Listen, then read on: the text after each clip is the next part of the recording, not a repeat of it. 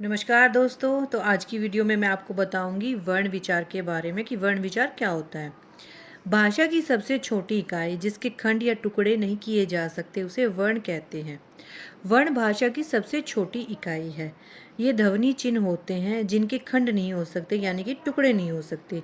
वर्ण भाषा की बुनियाद होते हैं। इन्हीं के माध्यम से शब्दों की रचना होती है।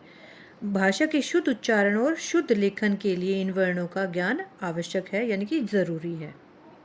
वर्णमाला, वर्ण जमा माला, वर्णमाला अर्थात वर्णों का समूह। किसी भी भाषा के मूल ध्वनि चिन्हों के व्यवस्थित समूह को वर्णमाला कहते हैं।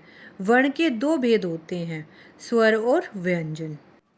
स्वर, जिन वर्णों के उच्चारण में किसी दूसरे वर्ण की सहायता की ज़रूरत नहीं होती उन्हें स्वर कहते हैं। इनका उच्चारण करते समय मुख से निकलने वाली वायु बिना रुके बाहर आ जाती है। हिंदी भाषा में 11 स्वर होते हैं। ए, आ, ई, ऊ, री, ए, ऐ, ओ, औ। स्वर के भेद, स्वर के 3 भेद होते हैं। ह्रस्व स्वर यानी अ, ई, ऊ, री। दीर्घ स्वर आ, ई, ऊ, ए, ऐ, ओ, औ। प्लुत स्वर में खाली ओम होता है। ह्रस्व स्वर, जिन स्वरों का उच्चारण सबसे कम समय में होता है उन्हें ह्रस्व स्वर कहते हैं। इनकी संख्या 4 होती है, अ, ई, ऊ, री। दीर्घ स्वर, जिन स्वरों के उच्चारण में ह्रस्व स्वर से दोगुना समय लगता है उन्हें दीर्घ स्वर कहते हैं। इनकी संख्या 7 होती है, आ, ई, ऊ, ए, ऐ, ओ तथा औ। इसके बाद आता है हमारा प्लुत स्वर। जिन स्वरों के उच्चारण में ह्रस्व स्वर से 3 गुना समय लगता है उन्हें प्लुत स्वर कहते हैं।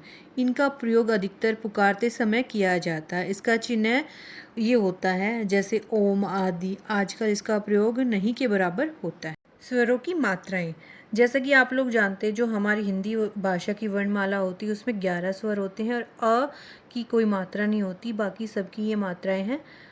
अ सभी व्यंजनों में मिला होता है, जैसे क हलंत अ क, ज हलंत अ जा।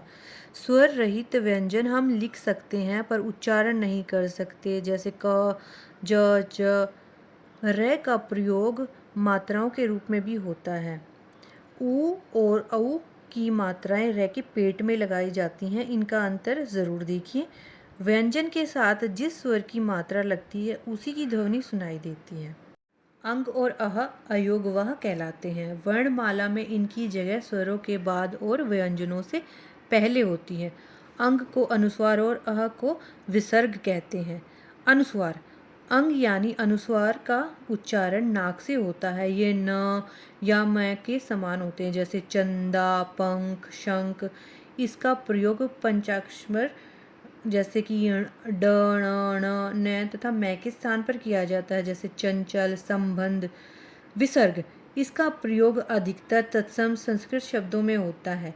इसका उच्चारण है के समान होता है। इसका चिन्ह ये है दोल डोट, जैसे अतः, पुनः, प्रातः आदि। अनुनासिक, इसका उच्चारण नाक और मुंह दोनों से होता है। इसको चंद्र बिंदु भी कहते हैं।